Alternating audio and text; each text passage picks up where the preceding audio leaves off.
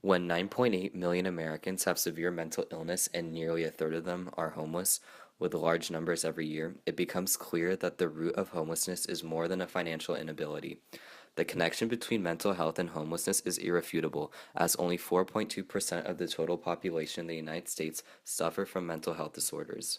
Due to increasing demand for psychiatric hospital space and diminishing financial resources from the federal government, ever more mentally ill patients are being prematurely released and ending up on the streets.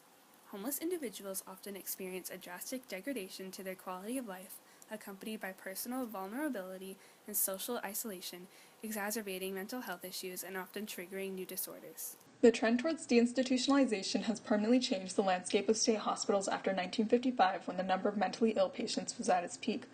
The public perception grew that community care was more humane than hospital care. Meanwhile, scientists gained confidence in finding a cure for mental illness, no longer viewing hospital treatment as a necessary course. States were and still are ill-equipped with the proper facilities during the largest shutdown of state mental health centers that is still ongoing today. One of the major problems lies in insufficient government funding. National economic crises, including the Great Recession, has contributed to the government's largest cuts in mental health funding since the era of deinstitutionalization.